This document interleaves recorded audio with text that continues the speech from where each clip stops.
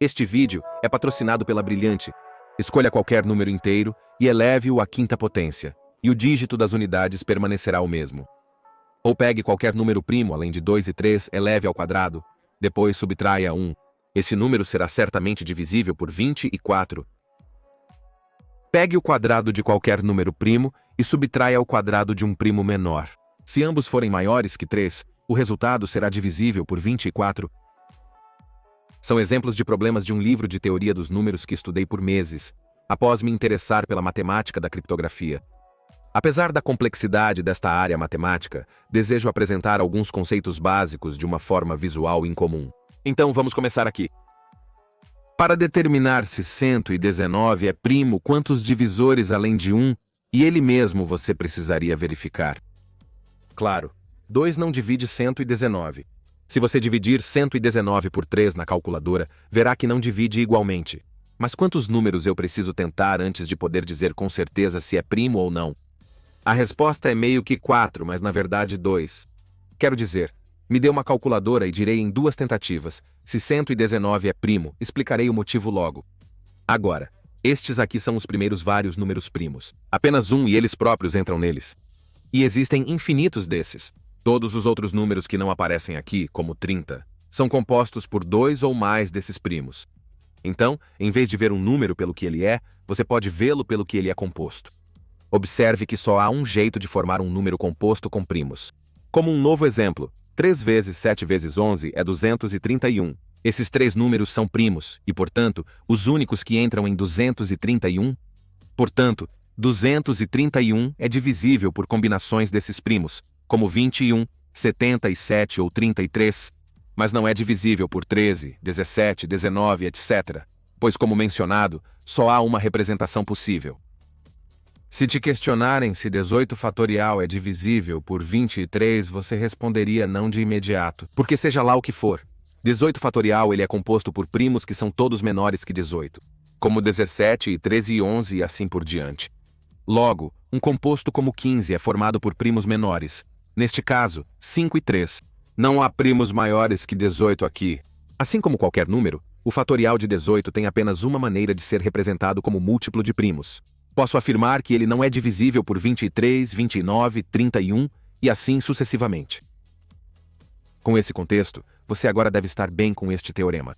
Para qualquer número composto x, um de seus fatores primos deve ser menor que sua própria raiz quadrada. Para ver por que isso é verdade, vamos ver o que aconteceria se não fosse. Por exemplo, 129 é aproximadamente 11,35. Considere que há 2 fatores primos para este número. O teorema acima diz que um deles deve ser menor que 11,25, porque se não fosse o caso, e ambos fossem maiores que 11,35, como vamos dizer 13, o próximo número primo acima, a multiplicação desses números já ultrapassou 129. Um dos primos deve ser menor que essa raiz quadrada. Neste caso, 129 é composto por 43 e 3 conforme o teorema. A raiz quadrada de 119 é aproximadamente 10, 9. Se 119 for composto, um fator deve ser inferior a 10, 9. Os únicos primos inferiores são 2, 3, 5 e 7. Claro, só de olhar o dígito das unidades sei que 2 e 5 não entram em 119. Então só preciso confirmar 2 números. 3 não entra em 119, mas 7 entra. Então é composto e demorou apenas 2 tentativas para descobrir. Para averiguar se 901 é primo, basta verificar os primos menores que sua raiz quadrada, aproximadamente 30. São apenas 10 números ou 8 se excluirmos os claramente errados, 2 e 5. Mas agora eu quero mostrar algo chamado matemática da roda. Ok, na verdade não, é chamado de aritmética modular. Continuarei com a matemática da roda para manter o vídeo visual. Primeiro, vou fazer uma roda de números. Inicialmente terá 7 raios ou seções. Eu poderia ter escolhido qualquer número. Vamos ver o que isso diz. A roda começa em 0 e vai até 6. Depois salta para 7 e continua girando na espiral. Note que, ao avançarmos em uma seção, estamos sempre adicionando 7, o que significa que esta seção começando em 0 é a seção dos números divisíveis por 7. Você notará que isso mostra os restos da divisão por 7. Como se eu tivesse 15 convidados para uma festa e quisesse fazer equipes de 7, eu poderia fazer 1, 2 equipes com uma pessoa sobrando, ou seja, 1 é o resto. E se eu tivesse 25 amigos, eu poderia fazer 1, 2, 3 equipes de 7, o que deixaria 4 sobrando. Qualquer número divisível por 7 não teria resto. Dois valores na mesma seção, como 2 e 9, indicam que são congruentes módulo 7. Mas vou manter este vídeo o mais visual possível, adiando qualquer notação oficial. A matemática desta roda agora fica interessante. Escolha dois números como 2 e 3 some-os e obterá 5. Mas se escolhermos dois números nas mesmas seções iniciais, como 9 e 17, a soma de 26 estará na mesma seção final. O mesmo ocorre com a multiplicação. 2 vezes 3 é, claro, 6, então algo como 9 vezes 17 deve nos dar algo na mesma linha resultante, neste caso, 153. Então, somando 1 temos 154 que nos leva à linha ao lado. E agora, apenas olhando, eu sei que esse número é divisível por 7, pois está naquela seção do círculo que é divisível por 7.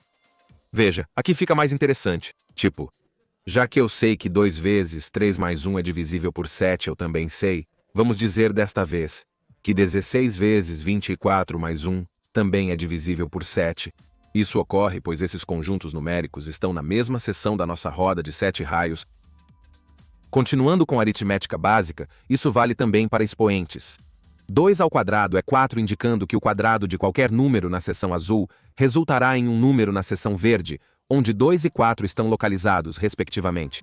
Como 16 ao quadrado é 256, sei que encontrarei esse número mais acima na seção verde.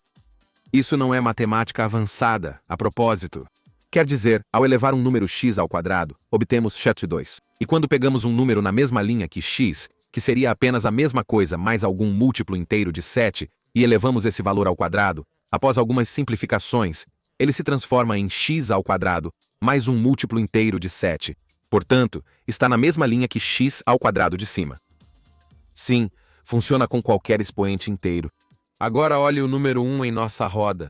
Como 1 elevado a qualquer potência, vou usar apenas 26 a ele mesmo, ou 1, e portanto mapeia para seu próprio raio, eu sei que qualquer outra coisa nessa seção, como 15, sempre mapeará para a exata mesma seção, quando você incluir qualquer expoente inteiro. Portanto, eu sei que 15 elevado a 26 ou qualquer outro expoente inteiro tem um resto de 1 quando dividido por 7, pois estará na mesma seção que 1. Agora, em segundos, você pode responder perguntas difíceis que talvez não conseguisse um minuto atrás. Como 8 elevado a 167 menos 1 é divisível por 7, isso é realmente muito fácil de fazer. Não sei o valor de 8 circunflex 167, mas sei que 1 elevado a 167 é 1. Logo, 8 elevado a 167 resultará em um valor na mesma seção, mas acima. Então, quando subtraímos 1 como a pergunta pediu, nós movemos uma casa e caímos naquela onde todos os números são divisíveis por 7. Logo, a resposta para a pergunta inicial é sim, sem esforço intenso necessário. Mas aqui está a propriedade menos intuitiva que vou discutir, que funciona já que estamos usando um número primo de raios, ou 7 neste caso. Pegue qualquer número não divisível por 7, como 2515 ou qualquer outro, e eleve-o à sexta potência, ou 1 a menos do número de raios que temos, e esse valor resultante sempre cairá na seção que tem um resto de 1. Isso sempre será o caso com rodas primas. Logo, se tivermos uma roda de 5 raios e levarmos 12 à quatroa, subtrairíamos 1 do nosso número primo. O valor resultante definitivamente estará na mesma seção que tem 1 como resto, assim como antes. Também, como mencionado, 12 à quarta potência menos 1 é divisível por 5, porque ele cai na seção divisível por 5 desta nova roda.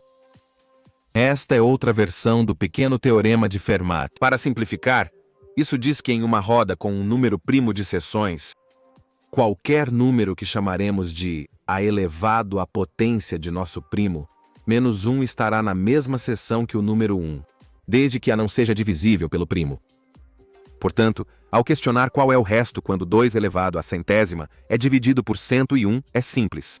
Como 101 é primo, então qualquer coisa que não seja um múltiplo de 101 elevado à centésima, ou esse primo menos 1, estará na mesma seção que 1, e portanto esse será o resto. Outra característica notável de qualquer roda com seções de número primo é que, se você escolher qualquer número, elevá-lo àquela potência, 5 neste caso o resultado será na mesma seção. E isso meio que responde ao que vimos no início do vídeo.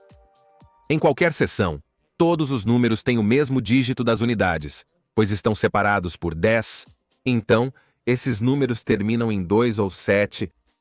Acabamos de ver que qualquer número elevado à quinta fica em sua seção nesta roda. Então, fazer essa operação, ou mantém o mesmo dígito das unidades, ou o altera por 5 como 2 indo para 7, ou 7 indo para 2. Números ímpares e pares permanecem assim, exceto quando elevados à quinta. Logo, a segunda opção é inviável, e qualquer número elevado à quinta preserva seu dígito das unidades, conforme citado. Ao criar uma roda com 12 números surgem aspectos interessantes. Todos os números primos aparecem em apenas 4 raios. As únicas exceções a isso são os números 2 e 3, que são os únicos primos nestes 2 raios à direita aqui. Novamente, não há muita profundidade nisso, como na maior parte deste vídeo. Isso acontece simplesmente porque os primos que compõem 12 são apenas 2 e 3. Portanto, ao adicionarmos 12 e movermos a roda, os números resultantes serão divisíveis por 2 ou 3.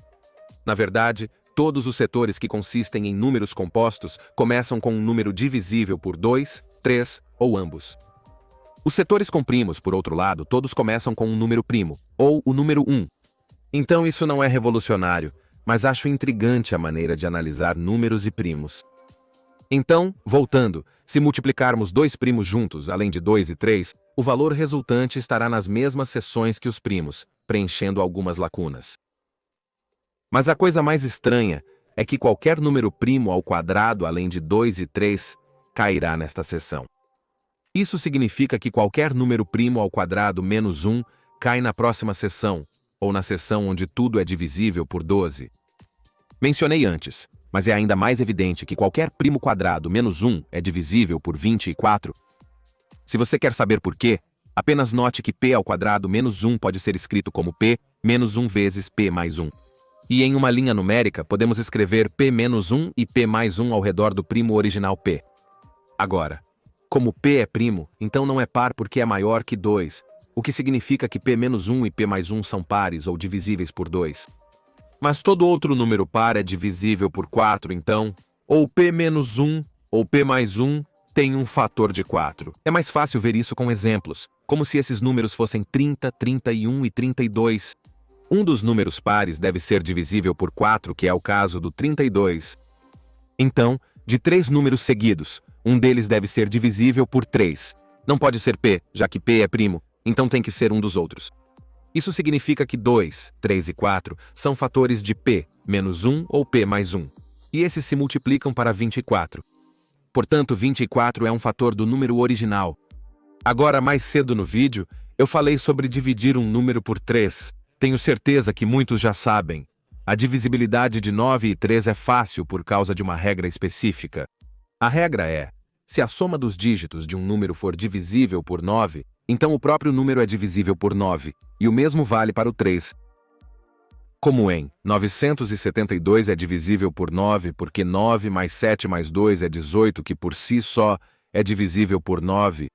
Isso se deve ao fato de eu poder escrever 972 como 900 mais 70 mais 2, que pode ser decomposto ainda mais para 9 vezes, 100 mais 7 vezes, 10 mais 2. 100 pode então ser escrito como 99 mais 1 e 10 como 9 mais 1. Então, se eu distribuir, ficamos assim. Esses termos, por conterem 9 e 99, são divisíveis por 9. Portanto, para um número inteiro ser divisível por 9, os últimos termos combinados devem ser os dígitos do número original. Um termo mais formal para trabalhar com 9 é a raiz digital. Para entender como calcular a raiz digital, vejamos um exemplo. Para encontrar a raiz digital de 921, nós apenas somamos os dígitos, o que nos dá 12. Então, somamos esses dígitos, o que nos dá 3. Uma vez que chegamos a um dígito assim, temos a raiz digital. O interessante disso é que nos diz o quão longe um número está de ser divisível por 9, ou seja, o resto. Neste caso, vemos que 921 menos 3 é divisível por 9, que você sabe agora devido à soma dos dígitos. Outra propriedade visitando o site do Brilhante: as raízes digitais não alteram ao adicionar ou remover 9 de um número. Portanto, A raiz digital de 921 é 3, assim como 9.921 e 99.921 e assim por diante. Adicionar 9 não muda nada, o que significa que a raiz digital deste enorme número é 3, e, portanto, está a 3 de ser divisível por 9. Isso se resume a: se removermos todos os 9, isso nos deixa com 21, a 3 de ser divisível por 9. Assim, é ainda mais estranho que as raízes digitais se multipliquem. Ou seja, se deseja saber quão próximo esse resultado está de ser divisível por 9, multiplique as raízes digitais. Podemos remover esses 9s já que, como vimos, eles não importam. Significa que a raiz digital de cada número é 1, e assim, quando os multiplicamos, a raiz digital final é, claro, 1. Então eu não sei o que é esse valor grande, mas eu sei que se eu subtrair 1 será divisível por 9. Só porque o número 24 apareceu de forma surpreendente neste vídeo, aqui temos outro exemplo sobre raízes digitais. São os primeiros 24 números da sequência de Fibonacci, se excluirmos o zero, onde a soma dos dois números anteriores dá o próximo. Estas são as raízes digitais associadas. Curiosamente, as raízes digitais vistas apresentam este padrão infinito na sequência de Fibonacci. Reaparece a cada 24 números. Sem entrar em mais detalhes, achei isso interessante. Agora, após tudo, você pode dizer: isso pode me auxiliar na matemática rápida e na escrita de códigos secretos? Ok, mesmo que não tenha pensado nisso, a resposta é sim, como mencionei antes. Fiz um vídeo sobre a matemática da criptografia, mas para quem deseja entender como o que vimos se aplica à criptografia de mensagens, segue uma explicação rápida. Primeiro, imagine um mundo antes da criptografia onde você quer se comunicar com alguém que nunca conheceu antes. Há um bisbilhoteiro entre vocês dois que pode ouvir suas conversas e ver suas ações. Minha pergunta é como você comunicaria uma mensagem a outra pessoa secretamente, apenas gritando para eles? Você pode transmitir qualquer coisa, como um local de encontro ou um número secreto. Uma frase secreta, ou o que quer que seja. Mas o bisbilhoteiro que pode ouvir tudo não deve entender o que você disse. Suponham que todos falem o mesmo idioma e não se conheçam. Então veja o que você consegue inventar. Sim, se não há tempo para a comunicação prévia, não é fácil. Mas aqui está uma coisa que você pode fazer. Informe que faremos cálculos em uma roda. Com 17 seções e vamos escolher um valor base de 5. Eu não precisava escolher esses números, mas estou usando-os por simplicidade. Então sim, você falou isso. Isso implica que o bisbilhoteiro esteja atualizado. Você então pede para alguém pensar em um número secreto sem dizê-lo alto, enquanto faz o mesmo. Suponha que eles escolham 4 e você 3. Agora você faz essa base de valor 5 elevada ao seu número secreto, o que nos dá 125. E então você encontra o menor número naquela seção da roda. Com 17 números, 125 estará na mesma seção que 6. E 6 é o que você diz para a outra pessoa. Então eles fazem o mesmo calculando 5 para a quarta, que está na mesma seção que 13 em nossa roda, e eles te dizem esse valor. Agora o bisbilhoteiro também possui esses dois valores, mas não os números secretos. Por último, você pega o valor deles de 13 e eleva ao seu número secreto de 3 e novamente descubra onde isso está em nossa roda, que é 4 neste caso. A outra pessoa faz o mesmo, e ela também garantirá o 4. Este número é sua chave secreta. Nós realmente não compartilhamos uma mensagem, estabelecemos uma chave secreta para criptografar mensagens. Por exemplo, poderíamos deslocar as letras da nossa mensagem por 4 para comunicar. Embora não, isso não é o que a criptografia moderna faz. Você viu os fundamentos do protocolo Diffie-Hellman. Ele funciona para estabelecer uma chave secreta, pois é simples fazer a matemática que você viu para a frente, mas é muito difícil para o bisbilhoteiro pegar os números que ele tem e trabalhar para trás para descobrir seus números secretos. E, portanto, a chave final. Algoritmicamente levaria muito tempo. Não neste caso, mas ao lidar com números de centenas de dígitos. Avançar pode ser feito rapidamente, porém, retroceder agora simplesmente não é viável rapidamente. Então você pode se comunicar de forma segura, mesmo sob observação. O que você viu até agora é apenas uma introdução a este ramo da matemática, mas se você achou este conteúdo interessante, recomendo o curso de Teoria dos Números do Brilhante, onde você aprenderá muito mais. Lá você passará por todos os fundamentos, como você viu aqui, mas também incluem exercícios interativos e detalham mais as aplicações únicas da matemática subjacente. Inclui analisar a trajetória de uma bola de sinuca em uma mesa padronizada, ou resolver um quebra-cabeça de teoria dos números retratado no Duro de Matar 3. Eles dominam a teoria dos números e equações diferenciais, análise complexa, lógica e mais de 50 cursos com problemas práticos e exercícios para assegurar um entendimento fundamental antes de avançar. Eles possuem desafios diários que tornam o aprendizado habitual. Você vai aprender tópicos variados, de física quântica a quebra-cabeças de geometria. Então, para apoiar o canal agora mesmo, clique no link ou acesse brilliant.org/majorprep para 20% de desconto na assinatura anual Premium. Encerrarei o vídeo agora. Se curtiram, lembrem-se de curtir e se inscrever. Siga-me no Twitter e entre no grupo Major Prep no Facebook para atualizações. Ative o sininho se você não está sendo notificado e nos vemos no próximo vídeo.